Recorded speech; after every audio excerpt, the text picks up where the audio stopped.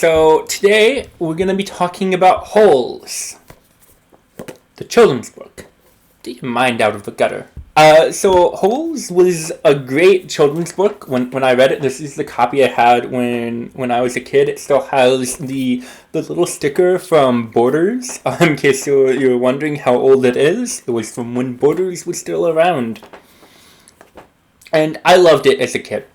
Would have given it 5 out of 5 stars without a doubt.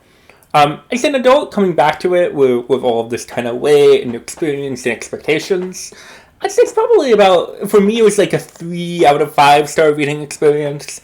And so I think probably, like, if I'm going to try and be, like, more objective about it, I'm fine averaging those out and saying this is, like, a 4 out of 5 star book for me.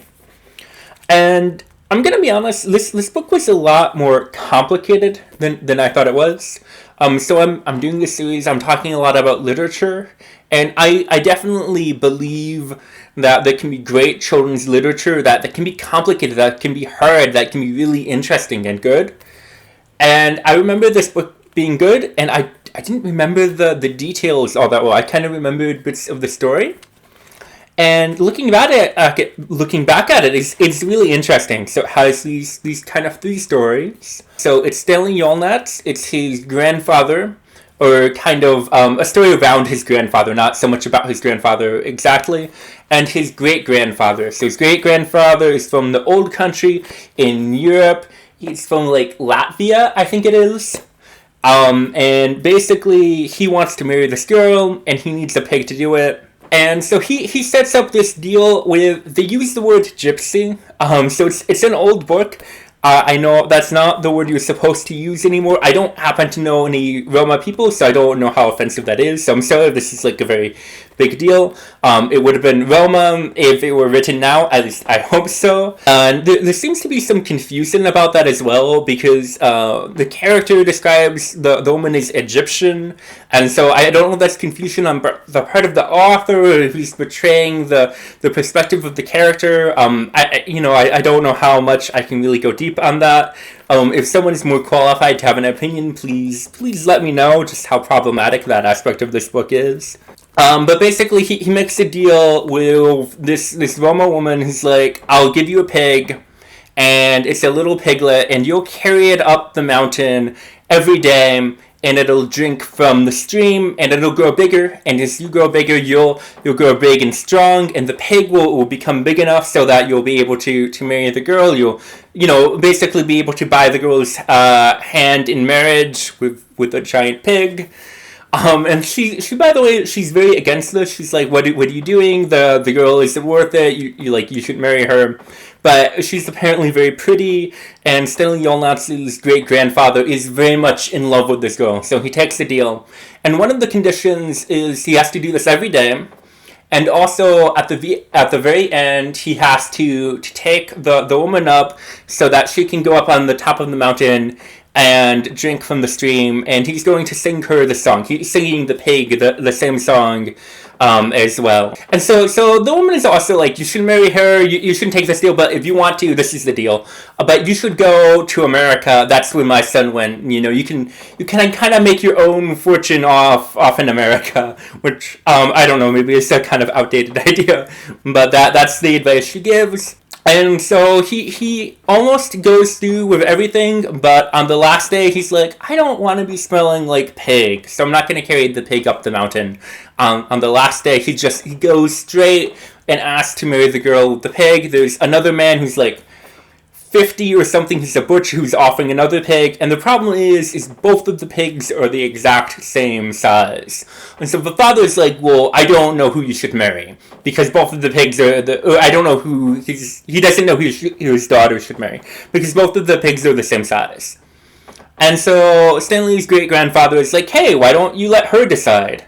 And she can't make the decision. She's really stupid, apparently. And this book kind of seems to have a problem. It depicts people negatively who are stupid or choose not to read. I'm very careful to say choose not to read. There's a distinction in this book between people who don't or can't read and those who choose not to, which I appreciated. It's a bit of nuance that's really good. And so Stanley Yolnats gets like really offended. He's like, keep the pig. It's a wedding gift. Like, if you don't want to marry me, I don't want to marry you. And he kind of forgets about the deal he made with the Roma woman, and he runs off on this boat to America after all, so he doesn't carry her up the mountain. So there was this curse placed on his family. This story is kind of told interspersed throughout the book. I'm giving it in the linear way that's the easiest to explain, but if you want the full experience, you'd have to read the book, of course. And so the next story is that Stanley's great-grandfather his grandfather was in the Old West, and he made up this giant fortune in the stock market, but he got robbed by this famous bandit, this woman who's like kissing Joan Barlow or something like that. And throughout the book, we learn her story. So basically, she was a school teacher. She taught in the one-room schoolhouse, and she taught the kids during the day and a night class for the parents. And there's this onion seller, happens to be a black man, who agrees to fix up the schoolhouse for her. And I forget what she pays him, probably money. And they kind of fall in love, and obviously in the Old West, interracial relationships were no-go. But they very much do fall in love, and he kisses her. And it's illegal for a black man to kiss a white woman in that time period, in this book at least. I don't know the actual history of the law. But the town basically goes out and they lynch the man, and she gets super upset about this. Obviously, later they just lynched the man she loves. I think getting upset is a reasonable course of action. And she goes off and she becomes a bandit. We don't know a lot about the rest of her story. But she kills the sheriff who does it and says, basically, God will punish you. You think what I did was bad. You think God will punish me? No. God will punish you. And so there's this great lake where they're at. And it stops raining. It never rains there again. And she comes back 20 years later and buries her treasure somewhere in the dried up lake bed. And so she buries her treasure somewhere in the dried up lake bed. So that's the second story. On the third story, kind of the meat of the story, the main story, we have Stanley Yolnats, who's living with this family curse. He has super bad luck, and he's innocent. I think it's really important that he's innocent. It makes the story a lot harder, honestly. He basically gets caught for stealing shoes that fell on him on an overhead pass, and for kind of a crazy series of coincidences. These shoes are super important and they're worth a lot of money, and so this ends up being a very big crime. And so they can send him to prison, or they can send him to this rehabilitational Camp Green Lake. And he says, I've never been to camp. So that he goes to the camp.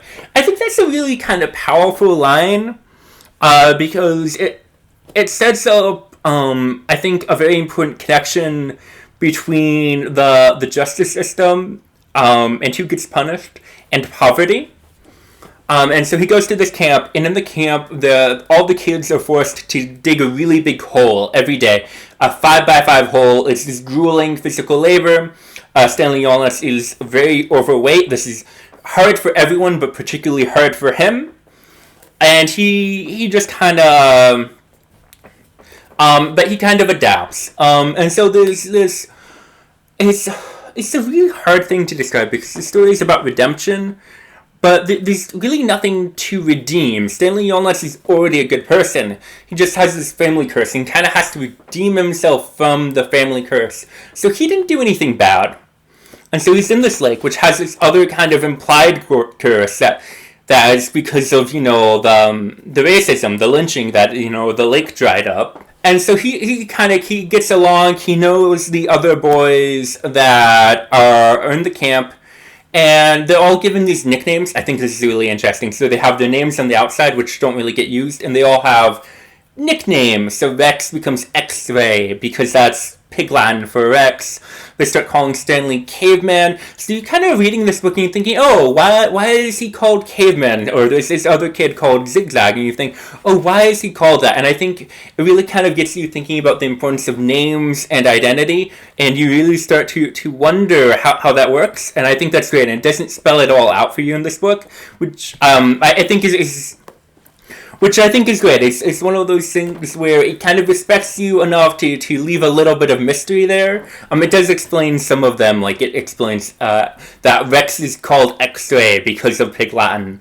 But I don't know. I felt cool when I was like, oh, when I saw that it's like his name's Rex, but they call him X-Ray, and then I thought, yeah, that's Pig Latin. I figured it out before the book told me. I know this book is written for like 9-year-olds, but I felt proud in that moment, I'm gonna be honest. And so he has to do all of this grueling labor. And he finds out that one of the other kids that they call Zero, there's one of the camp counselors who calls everyone by their proper name except for Zero. They call Zero by his nickname, and he's really looked down on. He's like the worst kid. And it's not really explained why, but they really hate this Zero kid. And so Stanley finds out that Zero can't read. And so it's like, hey, can you help me learn how to read? And Stanley's like, sorry man, like I'm really tired. Like I just dug a hole the entire day and I gotta do the same thing tomorrow. By the way, I think there is kind of an unrealistic expectation. When you go out and like you do something that's physically demanding, you don't build your muscle while you're doing the thing. You build your muscle while you're resting.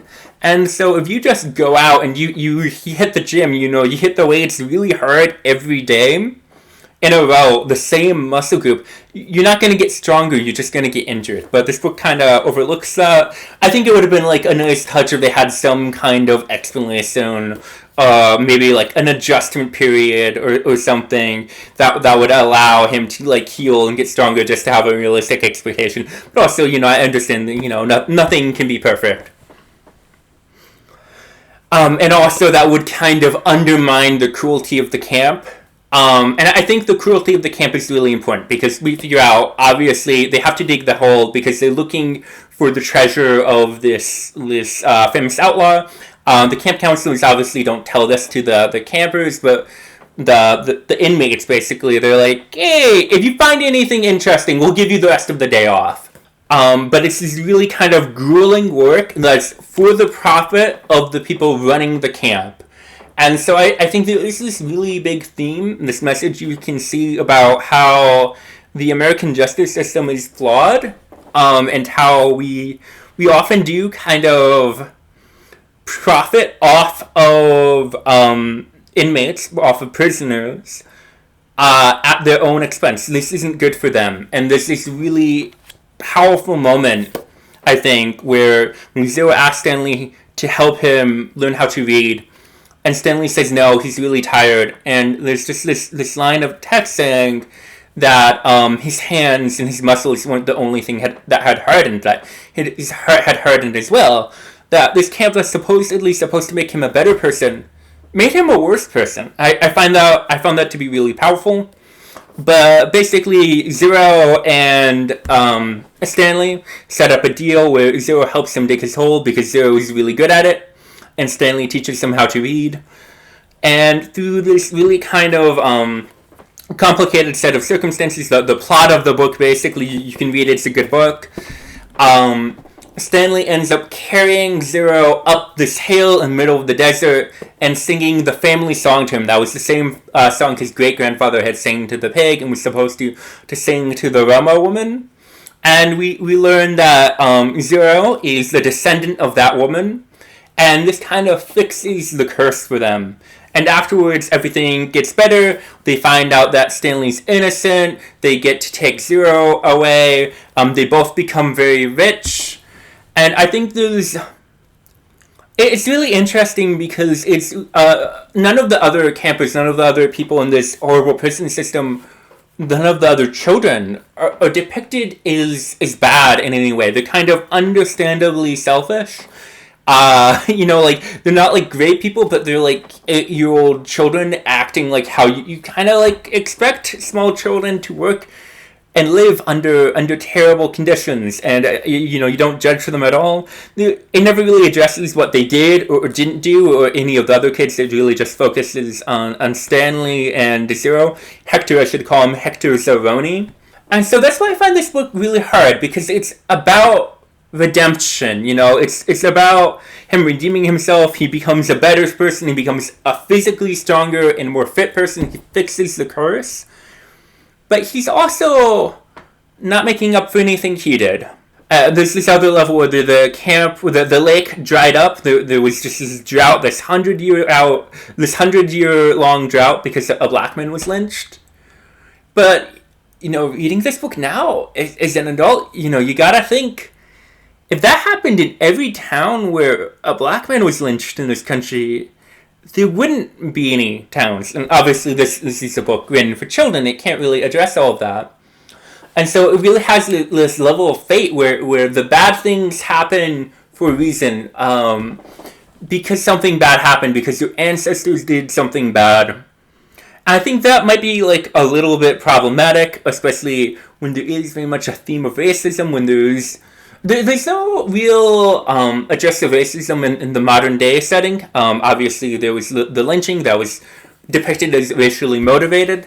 But the campers are depicted as racially diverse, mostly black and white kids, and one Latino. That's another way you can tell this is an old book. There's like this camp, this diverse like labor prison camp of children in Texas, and there's one Latino kid. That would not be the case if this book were written today, I think. And I don't know if there was anything more the book could have done, or maybe even should have done, to address race in the modern day, or the modern portion of it. I have to imagine those kids, who were black, were treated worse because of it. This is going to be a realistic book, but also there's kind of a limited amount of space, and there's only so much you can depict, and maybe the author felt it wasn't his place to depict certain things. So if someone else thinks this is like a great book, or super problematic, I'm all for hearing more opinions. But I'm just kind of stuck thinking about this thing where you have this kid who really, he's paying for the curse of his great-grandfather. I think the message I took away from this book as a kid, and the message I really think is the only way I can read into it now, is that when you meet someone and they're under bad circumstances and they've been convicted of a crime, or they tell you they're innocent, very often the events leading up to that, their environment, don't have anything to do with them. And we see this with Hector Zeroni. He grew up poor, he didn't have anything, he didn't know how to read, his mother was homeless, and he stole to live, and he's kind of a victim of his circumstances. And I think the book at its heart really is about compassion. Maybe the other kids in the camp, maybe they did bad things, or maybe they didn't, but it probably had a lot more to do with their circumstances. That was the thing that really kind of separated them from the kids on the outside, especially since the one other kid depicted on the outside of the book is the bully who bullied Stanley Yolnats for being overweight. And he's really kind of depicted as like the worst kid. So yeah, it's a good book. If you like children's literature, or there's a kid in your life, I'd recommend it for 4 stars. And let me know if there's any other children's books that you'd like me to read. If you want to hear me talk about something completely different, well, still kind of about race, there's this video here or there or somewhere about James Baldwin's The Fire Next Time. It's super short, so if you just have a couple of extra minutes that you want to hear me talk a little bit more, I would encourage you to go check it out, and drop me a like before you go. Thank you so much, and have a great day.